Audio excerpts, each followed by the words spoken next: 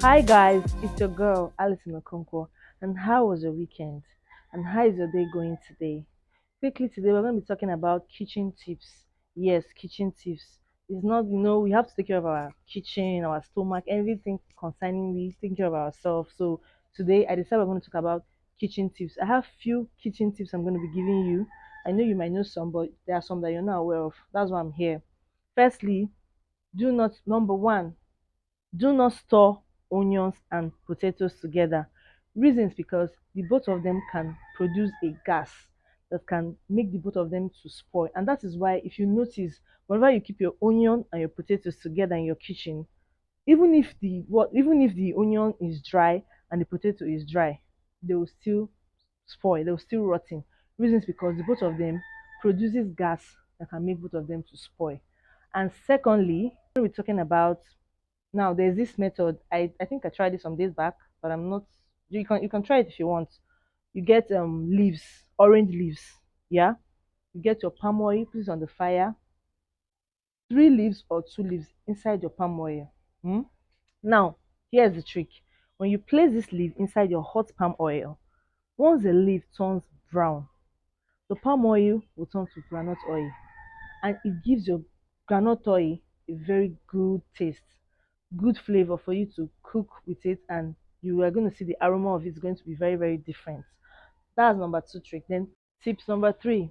If you notice any hotness or purplishness on your hand, all you need to do is apply palm oil and salt. Now let me explain this.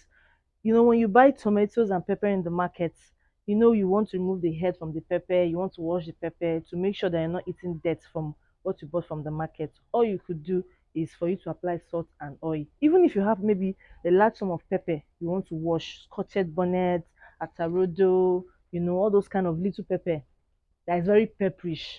So when you finish washing it, you notice that there's this pepperish, this hotness you feel on your hands. All you need to do is you apply salt and palm oil, then you wash it off, then boom, it's gone.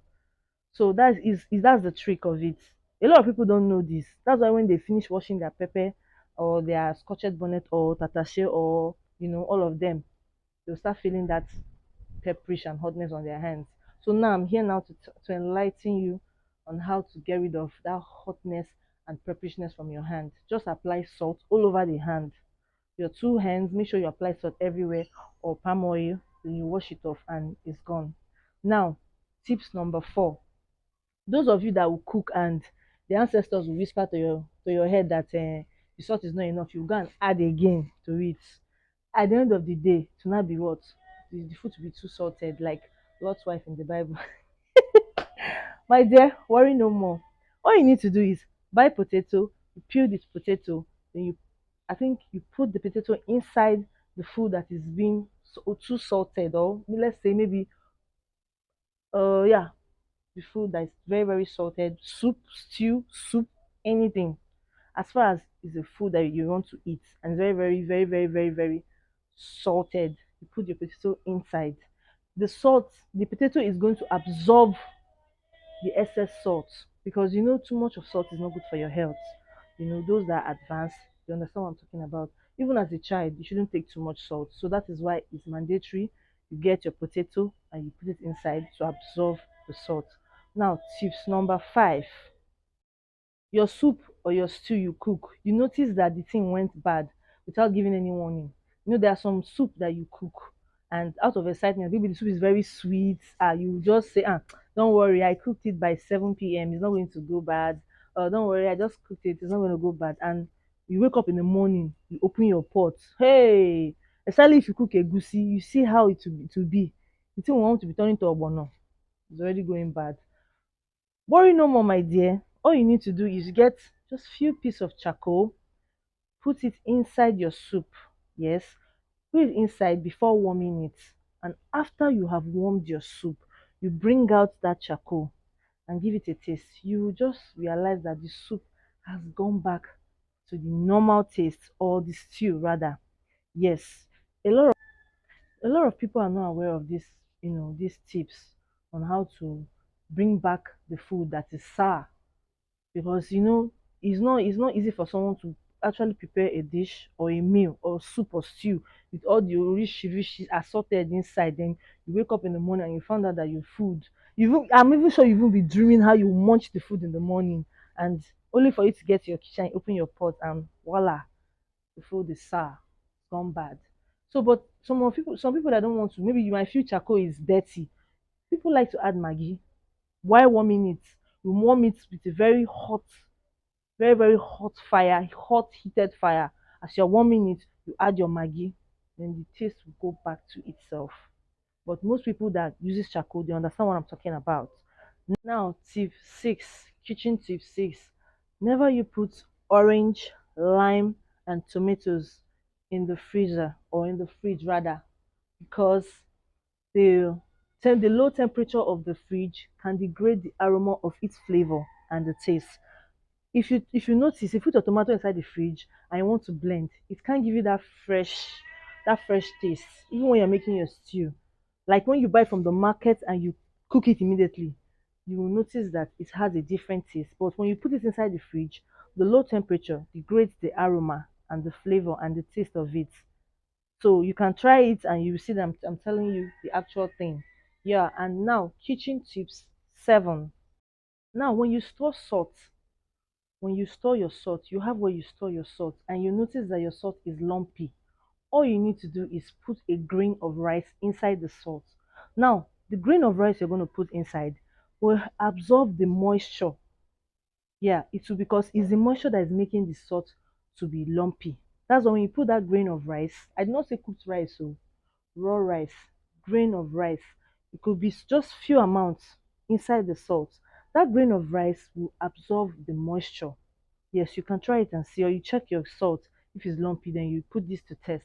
Now, last but not the least, we all have this oil that we normally use to fry our fish, meat, chicken. But the thing there is that the oil is already tainted. The taste has changed.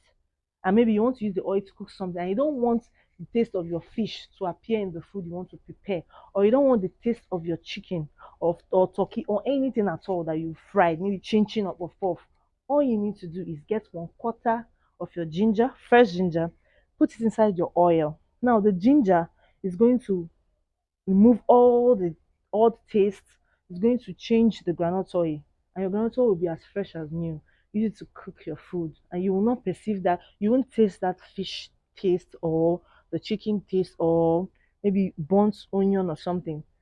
The ginger is there to change all the taste. Like I said, just 1/4. I know say you should pack a bag of ginger. Just 1/4. Okay. I hope you're able to get something from these tips I gave you guys today. Please, if you don't understand anything, you can rewatch the video. I was very clear. I gave all the tips, explained it well. It's very helpful for you. And please don't forget to invite your friends to like our page. They should not forget to subscribe to our page. I mean our YouTube channel. Make sure you follow us on Facebook. Please do not forget. And unless I forget, please debunk any message chatting you with our name that we want money from you. We don't do that. Any Stephen C. Okonkwo's page is a verified page. We're not asking anybody for any funds. We're not asking anybody for anything. All we just want you to do is you share our page and you get people to follow us on our page. Subscribe to our YouTube channel on YouTube. We're not asking for any funds at all. We're not asking for any money. Please debunk any message that will come and private chat you for any money or any support whatsoever. Please, we don't do that. Stephen C. Okonkwo is a verified page on Facebook. Yes, before you forget. And also our page on Facebook too, Stephen and Allison TV. Please, we're not asking you for any funds. Don't forget that. Invite your friends, your loved ones. Kite up our page, every federal man, Stevie C. Okonkwo. Let's follow page, every federal man, Stevie C. Okonkwo. Igbo gịnị ka anyị na-achọ? Kite up our page, every federal man.